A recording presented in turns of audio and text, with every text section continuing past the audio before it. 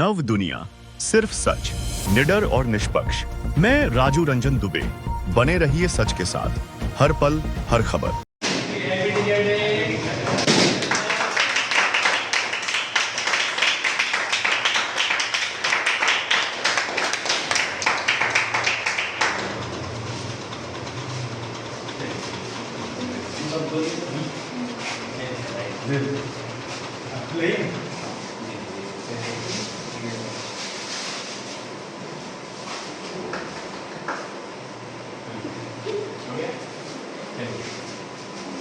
आज हम लोग टीचर डे मना रहे हैं। दिवस आज मनाया जा रहा है, इसके बारे में आप क्या कहना चाहेंगे? सबसे पहले मैं आपके चैनल के माध्यम से सभी दर्शकों को मैं प्रणाम करता हूं और मैं इस धरती पर और स्वर्गलोक में इसे सभी शिक्षकों को मैं नमन करता हूं कि सभी शिक्षक अपना बहुमूल्य समय दे करके शिक्षक जो होते हैं विद्यार्थियों के भविष्य का निर्माण करते हैं। और सर्वपल्ली राधाकृष्णन के जन्म दिवस के शुभ अवसर पर हम लोग आज शिक्षक दिवस मना रहे हैं। सर्वपल्ली राधाकृष्णन एक आदर्श शिक्षक थे और साथ साथ हमारे देश के प्रथम उपराष्ट्रपति थे और द्वितीय राष्ट्रपति थे। आज हम लोग शिक्षक दिवस के रूप में उनके जन्म दिवस को याद कर रहे हैं।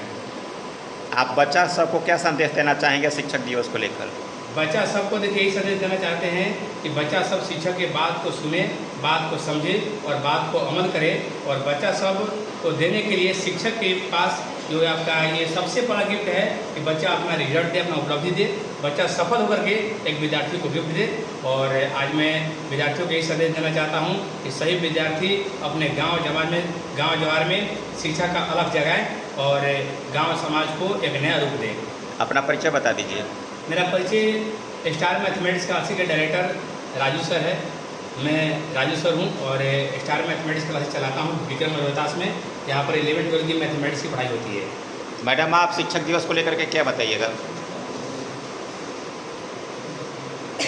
शिक्षक दिवस इसलिए मनाया जाता है कि आज डॉक्टर सर्वपल्ली राधाकृष्णन का जन्मदिन था और वो बहुत बड़ा विद्वान भी थे और शिक्षा के क्षेत्र में उनको एक भारत रत्न से सम्मानित किया गया था और वो प्रथम बार उपराष्ट्रपति थे और दूसरा बार में राष्ट्रपति बने थे। बच्चों को क्या संदेश देना चाहेंगे आप? मेरे तरफ से ये संदेश है कि जो चीज़ें हम लोग बताते हैं उस मार्ग पर चले और उस बात को अमल करे जो एक गुरु सिखाता है, क्योंकि गुरु की हर बातें जीवन के लिए अनमोल होता है। आप अपना परिचय बता दें। मैं सूर्या बायोलॉजी क्लासेस के डायरेक्टर अर्पिता सिंह हूँ। आज शिक्षक दिवस है, क्या कहना चाहोगी? मैं शिक्षक दिवस के बारे में ये कहना चाहती हूँ कि आज डॉक्टर सर्वपल्ली राधाकृष्णन का जन्मदिन है। आज हम इनका जन्मदिन मनाते हैं। शिक्षक के बारे में तुम क्या कहना चाहोगे? मैं अपने सूर्य बायो क्लास के अर्पिता मैम के बारे में हम ये कहना चाहते हैं कि ये बहुत होनहार टीचर है और ये हमें बहुत अच्छा बात और सिखाती है। नाम क्या है? प्रीति राय। जीवन तभी हो सकता है जब हम अपने जीवन में शिक्षा को आत्मसात करेंगे, जब हमारे पास शिक्षा का भंडार होगा, जब हमारे पास विज्ञान का अनुभूति होगा। ये दर्शन शास्त्र के भी बहुत बड़े विद्वान थे। ये वहां पर अमेरिका में ऑक्सफोर्ड में प्रोफेसर मीन्स ये हुआ कि धर्म, पूर्वी धर्म और नैतिकता का ये प्रोफेसर थे। वहाँ पर ये विभाग है, स्पेल्डिंग प्रोफेसर कहा जाता है। तो उसमें भारतीय मतलब प्राच्य धर्म और नैतिकता का ये वहाँ पर प्रोफेसर थे, जो कि अमेरिका में 1936 में ही यह विभाग का निर्धारण हुआ था और ये 1949 से 50 तक वहाँ 2 साल प्रोफेसर के रूप में। या देवी सर्वभूतेषु विद्यारूपेण संस्थिता नमस्तस्यै नमस्तस्यै नमस्तस्यै नमो नमः। तो यह आज गुरुजन का पर्व है। गुरु की क्या महत्ता है। माता पिता को जन्म देते हैं, भौतिक शरीर दे देते हैं। जैसे दर्शन में भी द्वैतवाद अद्वैतवाद कई तरह की धाराएं हैं, तो ये अद्वैतवाद ब्रह्मो एकम द्वितीय नास्ति, इनका ये कहना है कि ये आत्मा और परमात्मा दोनों एक है। तो ये धर्म के बारे में दिवस है, इस पर आप क्या कहना चाहेंगे? आज जो शिक्षक दिवस है हर दिन कुछ ना कुछ दिवस मनते रहता है, लेकिन हम शिक्षकों का जो कि छात्रों को मैंने अपना पढ़ा कर लिखा कर वो आगे बढ़ाते हैं, IAS IPS बनाते हैं, एक साल में उनका अपना दिन होना चाहिए। ऐसे सर्वपल्ली डॉक्टर राधाकृष्णन के जन्म दिवस के अवसर पर हम सभी शिक्षक दिवस मनाते हैं। तो आज साल में एक दिन ऐसा है जो शिक्षकों के लिए, ऐसे शिक्षक सारा दिन अपना छात्र और छात्राओं को ही देते हैं, तो आज उनको सम्मानित करने का हम लोग के द्वारा इस महाविद्यालय परिवार के द्वारा अपना काम किया जा रहा है, ताकि हमारे जो शिक्षक का सम्मान समाज में है, व्यवहार में है, उनके और सब आचरण में है, उससे और छात्र छात्राओं तक जा सके, समाज को इनकी दिशा और निर्देश मिल सके। इसीलिए शिक्षक दिवस कार्यक्रम का आयोजन किया गया। आप अपने महाविद्यालय के छात्रों को क्या संदेश देना चाहेंगे? एक शिक्षक के रूप में हम अपने महाविद्यालय के छात्र और छात्राओं को यही संदेश देना चाहते हैं कि एक शिक्षक से आपने जो प्राप्त किया है वो सबसे पहले अपना नौकरी पेशा वो एक अलग बात है, अपना आचरण, व्यवहार, आहार और अपने माता पिता के प्रति जो सम्मान की भावना है उसको हमेशा बनाए रखिए, क्योंकि उन्होंने आपको जन्म दिया है। ऐसे मातृशक्ति को आप हमेशा याद रखिए और उनकी सेवा भावना में रहिए और खूब आगे बढ़िए। यही महाविद्यालय और हमारे तरफ से संदेश। पुलिस पदाधिकारी श्री विकास वैभव जी, मैं मंच से आपका हार्दिक स्वागत करता हूं। और जिस कार्य के लिए हम लोग यहाँ उपस्थित हुए थे, इंतजार की घड़ियां समाप्त हुई और मंच पर हमारे विराजमान हो रहे हैं।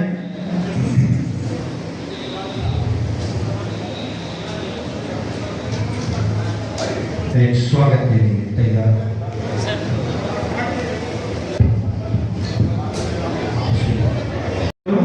और मैं चाह रहा हूं कि कार्यक्रम की शुरुआत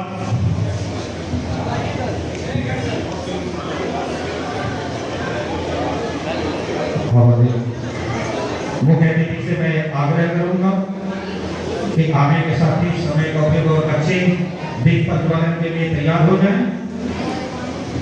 दीप प्रज्वलन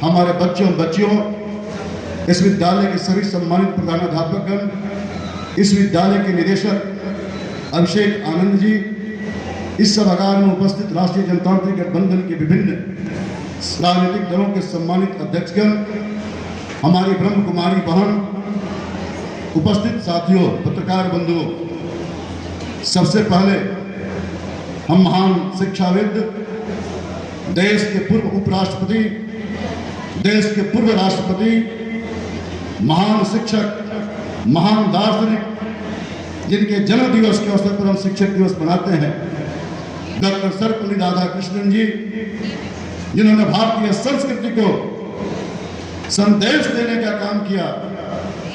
वैसे राष्ट्रभक्त, देशभक्त, स्वतंत्रता सेनानी डॉक्टर सर्वपल्ली राधाकृष्णन जी के चरणों में मैं प्रणाम निवेदित करता हूं।